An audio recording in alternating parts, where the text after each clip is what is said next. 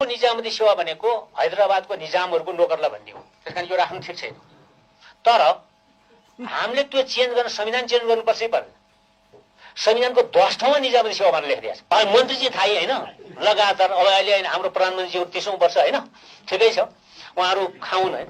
तर कुरो के हो भने कर्मचारीलाई चाहिँ हल्लाई चलाए अनि त्यस्तो भएन नि। हामी उमेर चाहिँ माथिको चाहिँ बढाउने, तल चाहिँ घटाउने।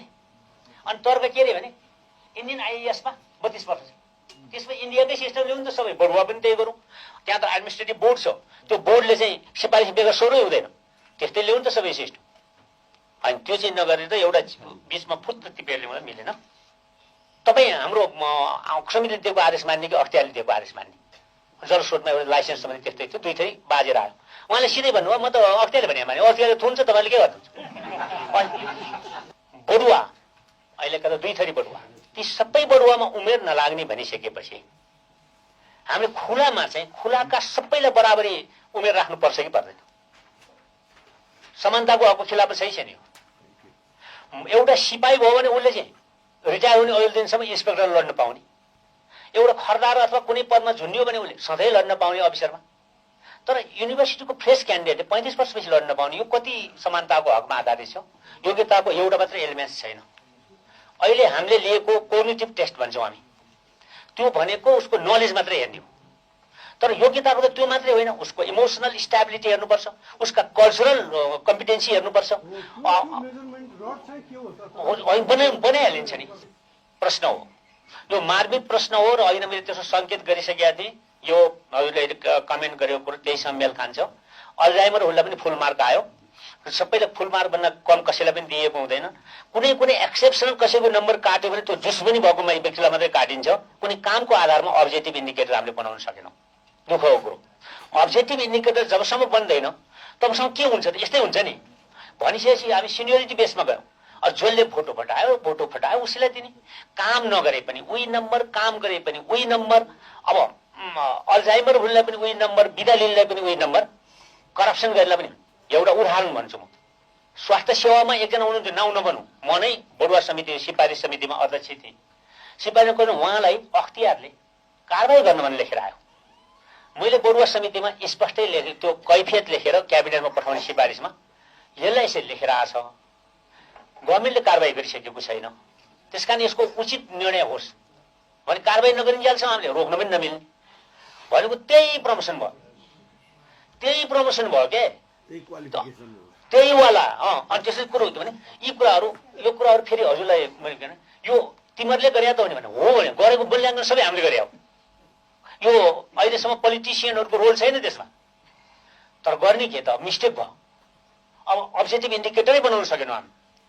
अब्जेक्टिभ इन्डिकेटर बनाउन नसके त्यो कसरी योग्यताको आधार भयो? योग्यताको आधार त उसको पर्फर्मेन्स त मेन हो नि, होइन? उसको इमोसनल स्टेबिलिटी हो, अनि कल्चरल कम्पिटेन्सी हो। उसले कुन भाषा बोल्छ, जहाँ खटिएर जाने त्यहाँको भाषा जान्नु परेन? अनि त्यो ती चिजहरू त चाहिएला नि भने धेरै इलिमेन्ट्सहरू छन्। खालि मैले के भने अहिलेको भन्दा बेटर के हुन्छ भने अरू देशले अवलम्बन गरिसकेको हुनाले हामीले पनि हायर लेभलको लिडरसिपमा जाने उहरूको लोकसेवाले परीक्षण गरोस् र एउटा लिस्ट बनाउँछ पास हुनेहरूको, त्यो लिस्टबाट मात्रै पिकअप होस्। मेरो सुझाव हो यो। ठिक छ, यो पूर्ण सत्य होइन, आंशिक सत्य हो। पहिलो कुरो के हो भने लोकसेवामा हामीले जुन परीक्षा लिन्छौँ त्यो परीक्षा घोकेर पास गर्ने खालको छैन। एकचोटि हजुरहरूले सहसचिवको कोर्स हेरिदियो। मैले बनाएको कोर्स डिजाइन गर्ने मानिस म यही छु। हामीले के भनेर बनायौँ भने 25-25 नम्बरको 4वटा समस्या दिने प्रश्न नै हुँदैन अहिले। अब त्यो कसरी घोकेर हुने भयो? त्यो लोकसेवाको सचिव यही हुनुहुन्छ। अब कसरी लोकसेवाको सचिव यही हुनुहुन्छ हो कि भन्नु? 25 भर्खर उहाँले जाँच दिनुभयो, पहिलो कुरा गरेर भएन नि। त्यो त सुधार त भइसक्यो। विज्ञहरूको कुरा आइसकेपछि क्वेसन्स फेरि हामी गर्छौँ। समय पनि धेरै गर्नु होला। यसलाई के छ भने पनि समय सीमा तोकिनु पर्यो।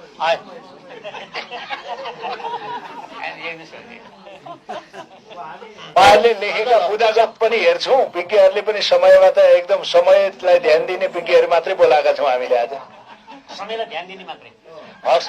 त्यसो भएको हुनाले म यसको पछि जवाफ दिइहाल्छु। खालि मैले लाग्या मात्रै भन्दैछु।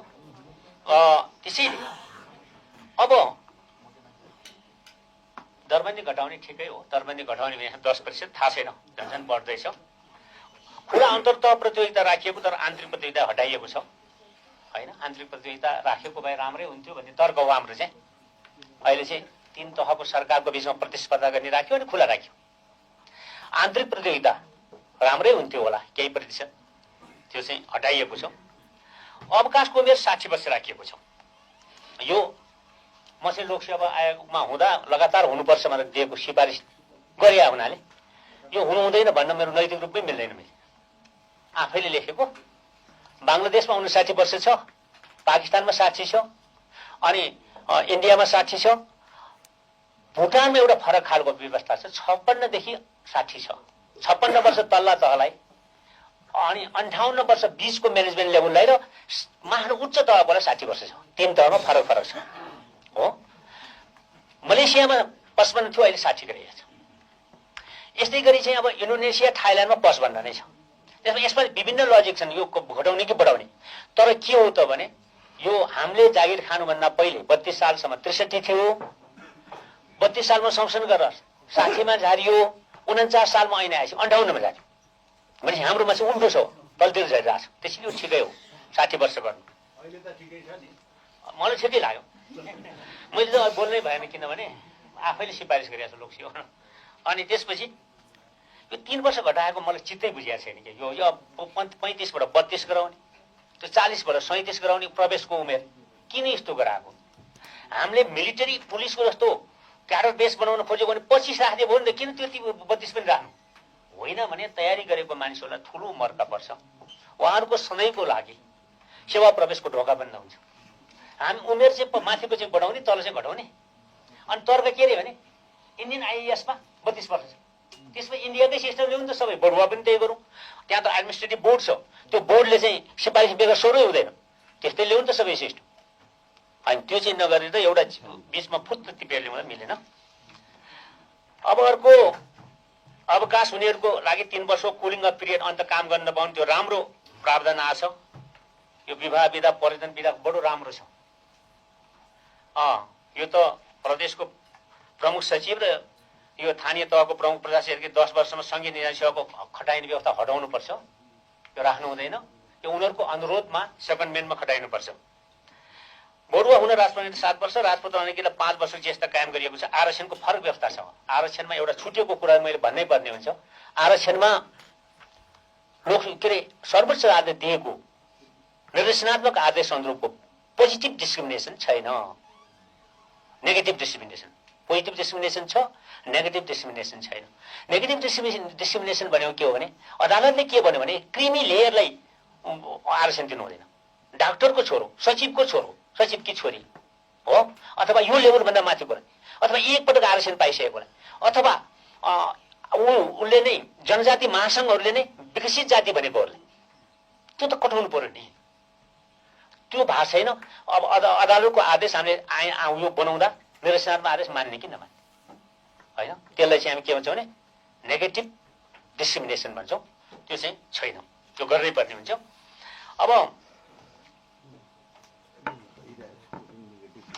त्यसपछि अर्को चाहिँ के हो भने मेरिट, बढुवामा मेरिट उपेक्षा गरिएकै हो। अब सिनियरिटी बेस छ। हुन त अब सिनियरिटी बेसले काम नगरेको भन्ने होइन, जापानमा सिनियरिटी बेस छ र हाम्रो त्यहाँको ब्युरोक्रेसी छ।